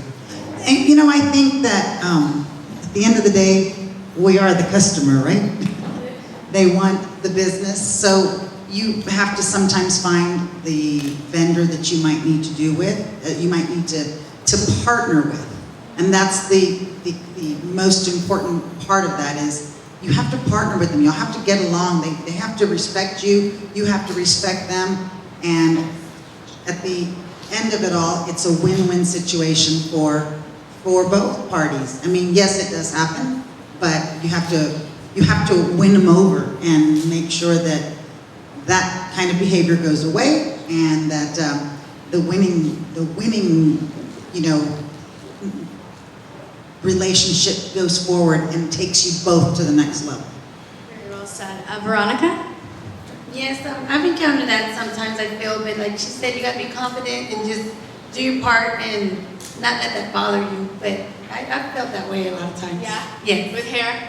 Well, yeah, even with hair, with the vendors and all that, but it doesn't bother me. Like I said, you just got to be confident and go ahead and not let them know that you feel that way. Just be confident. Patricia, with real estate, I'm sure it's a totally different. Well, it's different. Real estate is one of the industries you actually do have a lot of females working in, and so it can be a little bit different. I know when I was starting off, when I was in new construction, I dealt with a lot of subcontractors and superintendents and things like that. And at the time, I was mid-20s. I was 25 when I started, so I got referred to as little girl a lot. So you just take it, you move on. But I think in business, with anything, people want to do business with people that they know, like, and trust. So you've just got to overcome those things. So obviously you do what you can to get in front of them, so you then know each other. Hopefully that you can find that you're in a position where you can make them like you. Can't make everyone like you, but once you've overcome that, then you simply just have to show them that you've got the knowledge, skills, and resources to get the job done for them. Show them that they can trust you, and then you can overcome it. So, well said, Narissa. Definitely have run into that, especially in the fitness, but even going out and about and dealing in certain services or whatever, I have felt sometimes where you may get treated differently because you're a female, but I agree you have to be confident and you've got to stand firm. So that, I know when I was younger, again in my 20s, I probably wouldn't speak up like I do now. And now I definitely will speak up. I would say I'm opinionated, but if I want something done a certain way, that's how I want it done. And in my industry, without a doubt, you have males that sometimes want a male trainer. And working for the military, like I said, a lot of times, I'll never forget when I taught the Marine conditioning classes, it was a Marine officer that came to me, and they did a lot of CrossFit. And so when I was doing the conditioning classes, they weren't expecting, I guess, they were like, again, what is she gonna do? And so I made sure to make it extra hard. And they were extra sore, so that's how I deal with that issue. Here's a question, and please forgive me if this is a stupid question. I know it's very easy to say that you're confident, but going back to what you said earlier, Narissa, with Jennifer Lawrence in the essay, I don't know if you guys read that essay that she wrote with Lena Dunham about men making more money than her in Hollywood business. How do you overcome, what do you tell yourself, how do I explain this, to not come across assertive? Does that make sense? When you're trying to be confident and you want to say exactly what the male is saying, but they automatically take it as if you're being, a brat. Am I making sense right now? Yes. So what do you tell yourself to get through that? My biggest thing is I know my worth, I know what I've done, I know how hard I've worked, and I know what results I can get you and what I can do if I'm working with someone. This is what I can do for you, this is what you can do for me. Like Diana said, it needs to be a win-win. And if you work together, it'll be a win-win, but you do have to know your worth. And I will definitely tell you, when I was younger, I didn't tend to speak up. And that changes with experience, but if you can learn that when you're younger, learn it. It's much better. I think just adding to that a little bit, obviously, as far as knowing your worth, make yourself worth more. Spend your time studying, learn more, and then when you can take what you know and make them understand that you know that, they then see that you're actually worth that. I like that, thank you. Okay, so the next question, please bear with me, you guys. Is right here. The next question is directed for Patricia Zars. And this is a good one. This is one that I would have written this. What are some of the tools or strategies you use to overcome procrastination?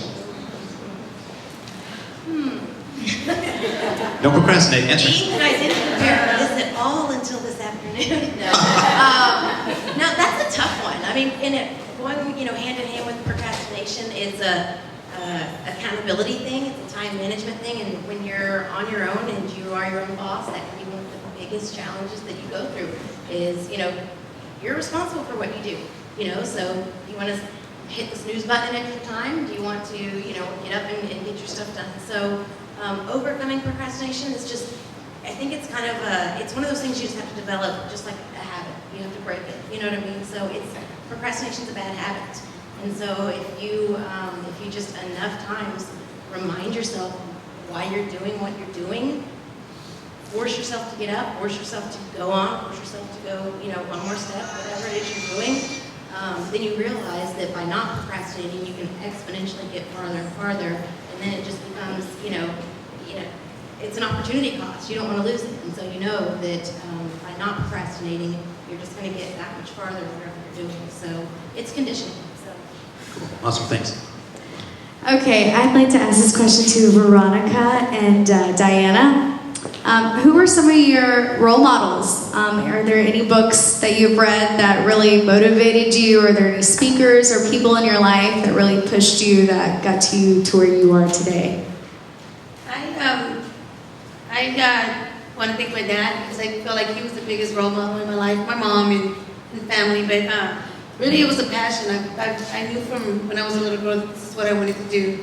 So there was no magic to it because I love what I do, but what was the rest of the question? Almost as if like you were your own motivation. Like, is there any, your dad was your role model. Was there any books or speakers, anyone else that? I like to read a lot. I don't have any specific names, but anything that's positive and motivational, I love to read anything, which is whether it's on Facebook, on Instagram, or books. I do like to read a lot, and I think and hang around positive people, successful people. So that's my inspiration. I love that. Thank you, Diana. Well, obviously my mother was a huge role model for me, and she continues to be on a daily basis. And as for reading material, scriptures, just the best key, the best resource. It's amazing. Sometimes I'll have scripture that pops up on my computer, and it's like it is narrowing in on exactly what's going on in my life. And it, to me, I believe that it's a beautiful message that I'm not alone. Awesome, yeah. It's funny in life how some of those things happen. There's a book called When God Winks, and some people call them coincidences, but these things happen in our lives for specific reasons. My question is actually for Narissa, and it is, what motivated you to branch out and start your own business? My biggest reason for starting my own business, and I would say my why, I always call it my why, is my children. I really, really want to spend more time with them. It started getting to me when my daughter would tell me, Mom, I really want you to come to my school to have lunch with me, or she was having an event, or my son, and I couldn't make it. And I just started seeing more and more that I was, not that working for someone, there's nothing wrong with it, except with me, I wanted to, as we always say, not really have a ceiling, be able to spend time with my children. I may not be yet where I want to be, but I know where I'm trying to focus on and where I want, will be. So, without a doubt. Okay, this is for all the mothers. Patricia, you're not a mom, correct? Okay. For all the other three, you guys, and I hope this makes sense. Was there ever a time that you experienced, like you felt guilt for working for your dream and working like your passion and not spending as much time with your family? And how did you deal with that? Like, what could you advise all of us here and myself to, I guess, balance that? You feel that way all the time. I know when they were little, I felt that way, but I've been blessed. I've had the same nanny since they were little, but I still feel guilty because, like Narissa just said, you miss a lot of events and all that, but you know it's all for them, and they understand it now that they're older. And you have to lead by example because as you get older, you want them to have that work ethic, and they always copy what they see. So for me, it's an experience for them, lead by example, and I know that they know that I love them, and they know that that's part of their success. So sometimes that's a sacrifice you have to pay for success, but they know I love them. I agree, 100%. I have 3 sons, and since they were little, I had help during the week, or when they went off to school during the week, they were okay, but on the weekends, I still had to work. Weekends and holidays are very, very busy in our industry, and so they'd have to come with me, and I'd feel so guilty because they'd miss a birthday party, or my husband would have to take them, and they wouldn't me, and it was hard. But they have learned that they're older now, and they understand it, and it's the work ethic. It's exactly what you said. They will copy you, and if there's one piece of advice I can give you is to teach your children to work. Tell them that they must start at the bottom, because when they start at the bottom, they can go up. If they start at the top, then they only have to go down, and that's not where they want to be. So. Oh, that's a good one. Actually, did everybody answer? Narissa. Oh, Narissa. Well, I just answered something sort of like it just a little while ago. They're my why. I do feel guilty sometimes. Sometimes I, like she was saying, you could get help, you have someone watch them, but other times I want them with me. So there they go with me to the studio while I teach kickboxing, or there they go while I'm personal training, running around, or they're working out. And they know mommy has to work and she works hard, but they're also a part of my life, and they know what that fitness is a part of my life. Like the restaurant business, the salon, everything would be a part of your life. Becomes what your family what pushes your family. That's awesome, thank you. I want to mention, guys, we got started a little bit late because of the rain, so hopefully, is it okay if we run just a little bit after? We wanted to try to wrap up by 9, but hopefully that's okay. If you have to leave, we understand totally. This question I found very interesting, and Veronica, you just gave the audience I'm sorry, not Veronica, Ms. Vargos, you gave the audience a bit of advice, but I'd like to ask all of you, what was some advice that you got that you felt helped you in your business? Back to my mom. My mother would always talk to anybody that wanted to talk to her, and they would come to her and say, "Oh, you're so successful. You've done so well. How did you do it? Tell me, teach me. What am I doing wrong? What do I need to be doing?" And she would tell them, and I'm going to share this with you because it's very, very true. She said, "If I, who am not from this country, was not educated in this country, and barely speak the language, have been able to achieve what I have done, you're going to blow me away because you've had all those opportunities." And that's it. We have those opportunities and we take them for granted. Let's not take them for granted. Let's use our resources. Let's talk to those people that can help us and give us the guidance and join the organizations. Give back. When you give back, it is amazing what you get in return, because there truly is. It's so much better to give than it is to receive. And when you start doing it, it's an awesome feeling, and hopefully it's contagious. She's right. I think we're in the land of opportunity, and when you come from another country and are able to succeed the way we have with a lot of hard work, everything is possible. You just gotta want it, and again, do everything with passion and a lot of hard work, and there's no impossible. We're in America, you can do it. Were you given some advice from somebody? Yes, from a lot of people. Like I said, I know a lot of friends that own businesses, and I've always asked them questions and how they do it, and you'll get a lot of, why do you want to do it on your own? Why do you want to go off on your own? It's going to be hard work and all that. I said, yeah, but you got to believe in yourself, and that's the key point. If you don't believe in yourself, nobody else will, so believe in yourself. Patricia, what advice were you given that made you successful? If I had to pick one thing, it would probably be, once I was told, trust the invisible results. Because there is so much that you do when you're on your path to success, or when you're working your day-to-day, and you don't see results right away. And so many people stop and they try to switch gears and try to do something else, where they just don't see it through far enough. And you gotta trust the process. You gotta believe that the process is gonna work, and trust that everything that you're doing is adding up, and that you're going to see results from it. They say that typically, the results you're seeing today is a direct result of what you were doing 3 to 6 months ago. So just stay on your track, and trust that what you're doing is working, and stick with it, and then you will see results. So that's great. For me, obviously, again, my mom, she's always pushed all her children that they can do whatever they want to do and really accomplish, always pushing for education. And I even remember when I was a little girl, I would dance around in the living room, I think with the broom or the vacuum cleaner or something. And my mom would be like, "What are you doing?" And she's like, "What do you want to do when you grow up?" And I told her I wanted to be in show business.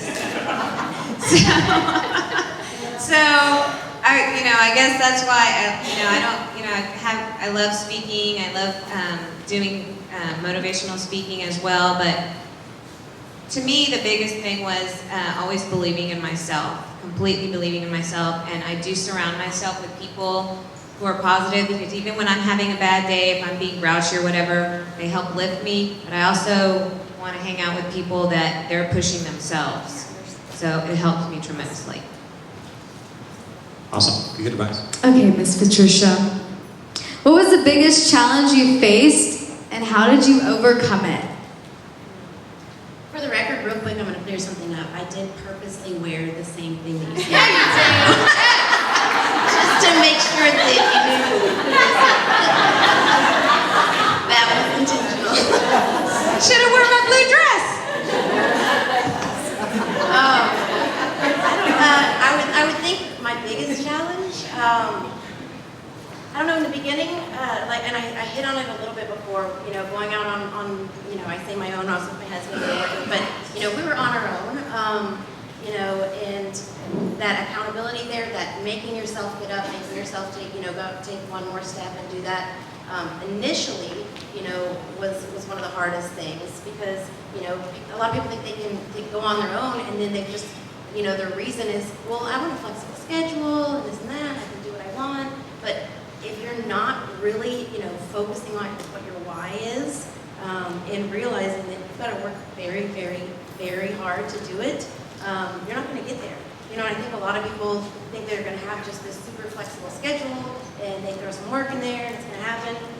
But I probably worked twice as hard as I thought I would work going into business, with my husband and on our own. So the biggest challenge is just you gotta accept and acknowledge too that you're not gonna make everyone happy all the time.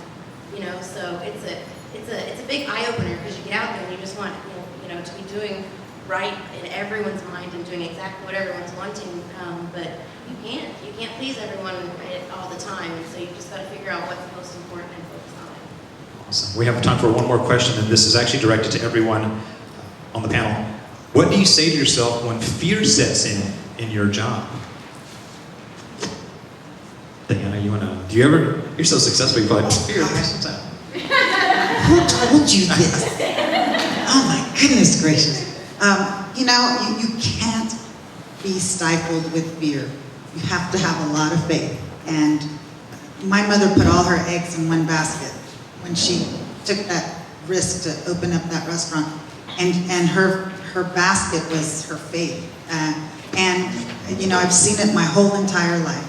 You have to have faith. You have to believe. You have to know that it's not all going to be hard. It's not going to be wonderful, wonderful, wonderful every single day.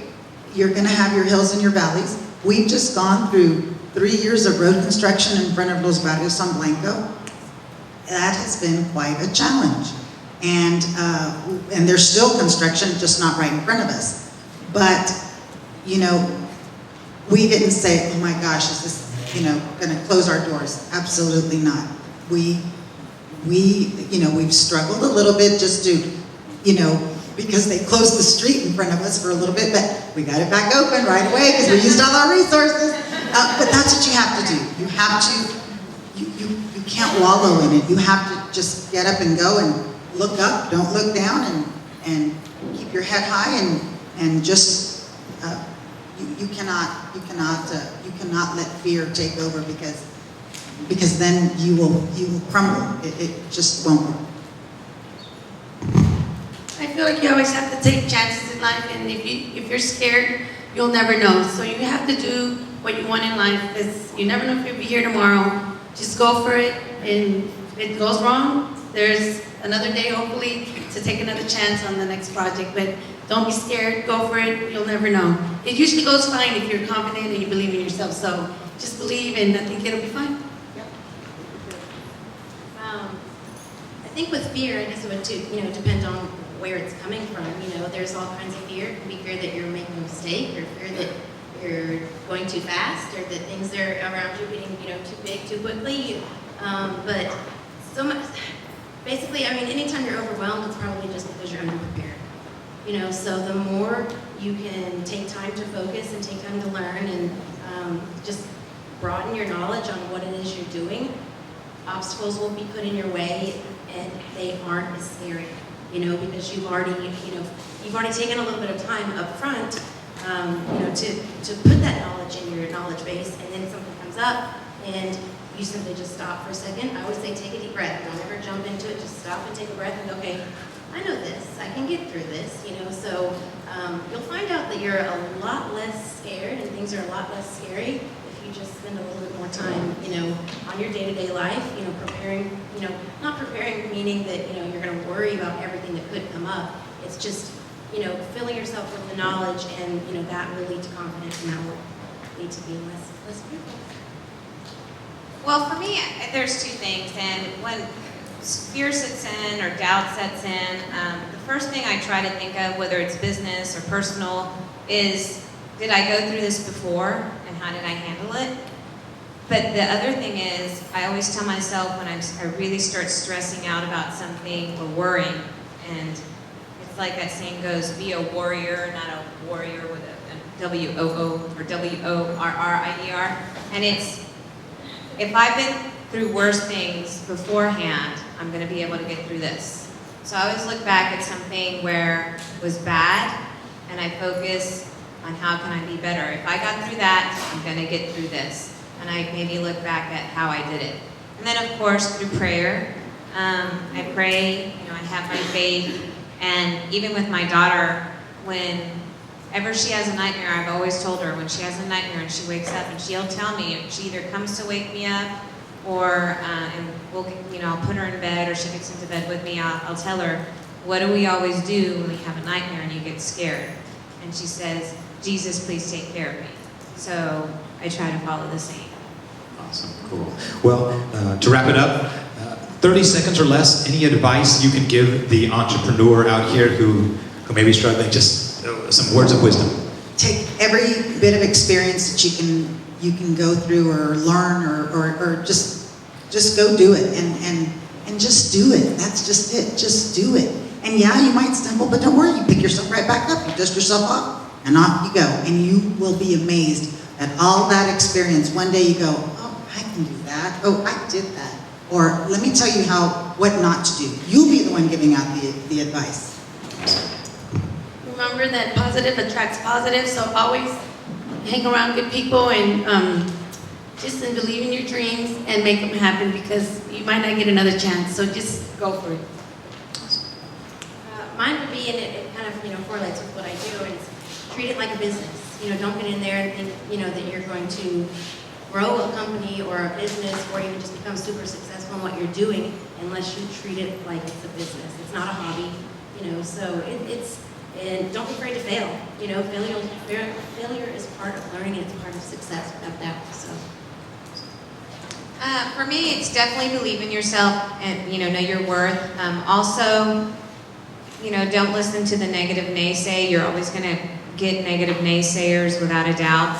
And one of the biggest pieces of advice that I can give, that I've also been given, is don't just think of, what can I do to be more successful? What can I do to be more successful? But also think about, what didn't I do? What haven't I done? So not just thinking of what else you could be doing, but think of, what did I miss? And that has helped me a lot. Awesome, cool. Well, we're going to do our final raffle before we let these ladies off the stage, because they have actually donated some items. So, Blondie, please come up. Let's draw. I think my favorite thing is the jewelry from Cassie, because I love her coupling. So our first recipient of Cassandra's collection. Lisa Peterson? Lisa Peterson. I got your digits here. Where you at, Lisa? Lisa, oh, excellent. Come on, girl. Lisa.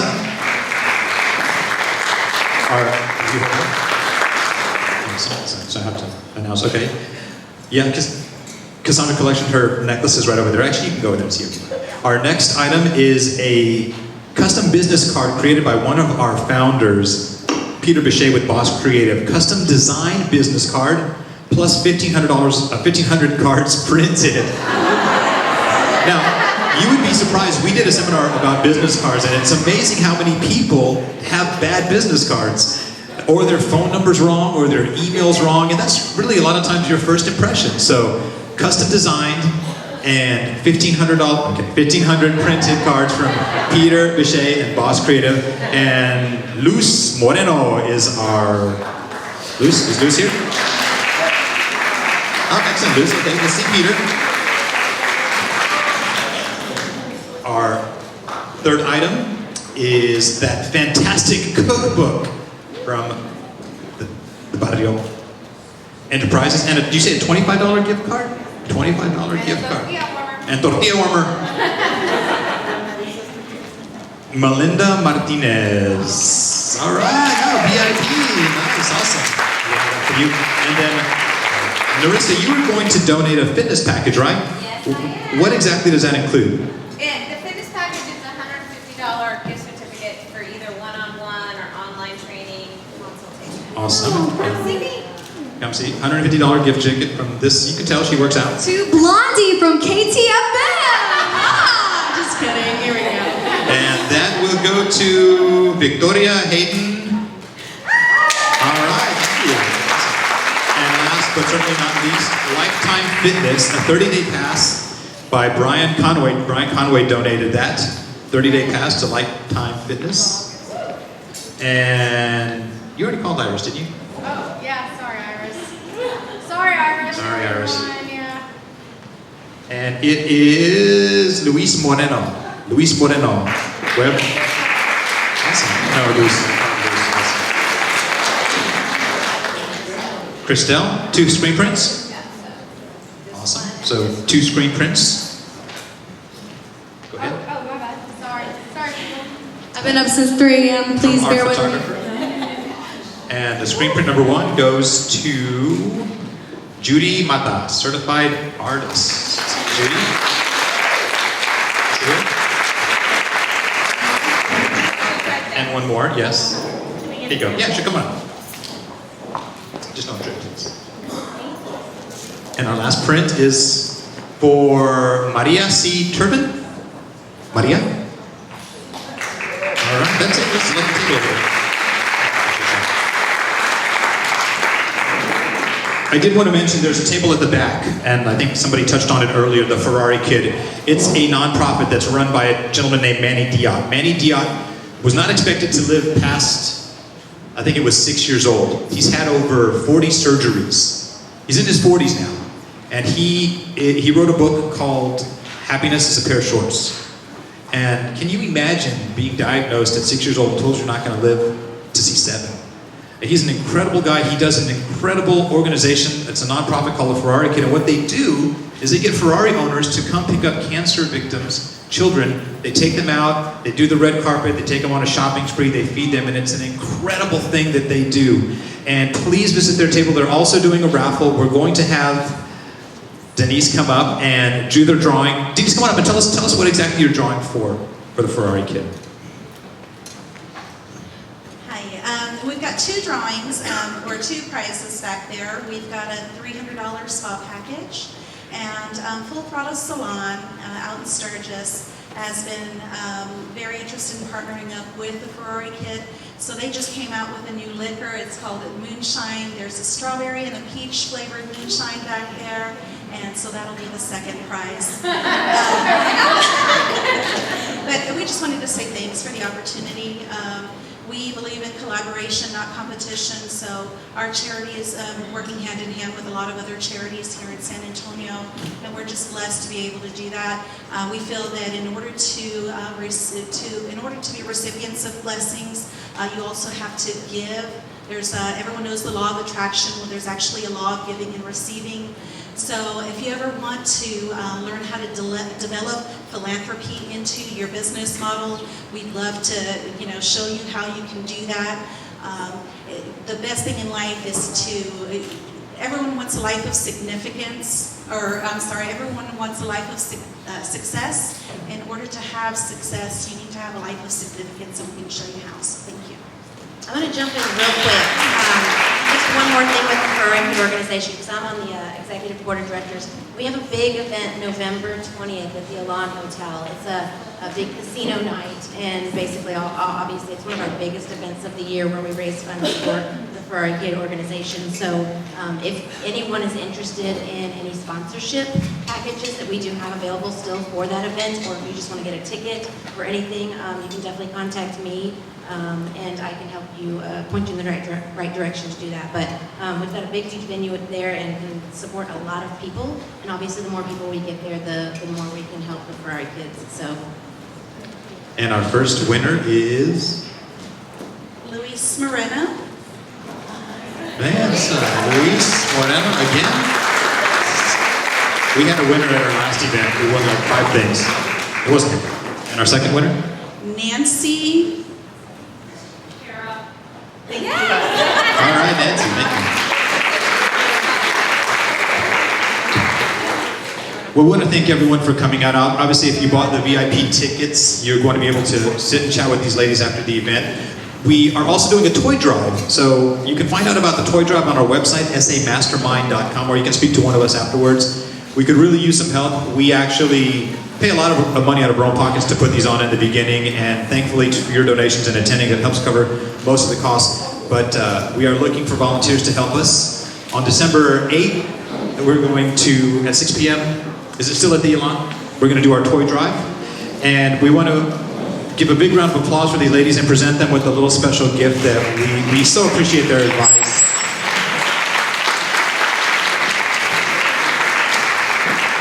Also, if our volunteers could all please stand up that helped us today with our event. If you could please stand up, all our volunteers, our ambassadors, please.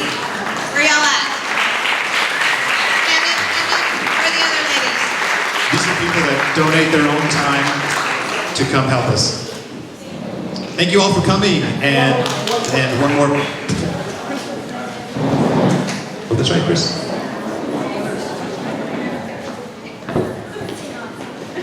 Come on up.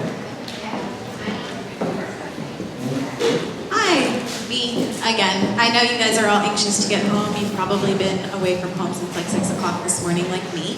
But I just wanted to let you know about the toy drive. The toy drive is benefiting a nonprofit organization that Russell Groomer and I founded called Living Through Giving. It is an organization that helps children that are in the care of the Department of Family and Protective Services. These kids are, the last number I had was 8,914 children just in Bexar County do not have, they're living in foster care. So they've been removed from their home due to neglect or some other kind of issue with family and friends. My family has personally been affected by these kinds of like people making bad choices and their children being removed excuse me, from their homes. So we want to invite you to come out. The cost of the event is actually just a toy donation to Living Through Giving. And it's at Elan on December 8th, 6 p.m. And I believe that they are going to have some door prizes, some goodies, and we really would appreciate as a mastermind giving, choking.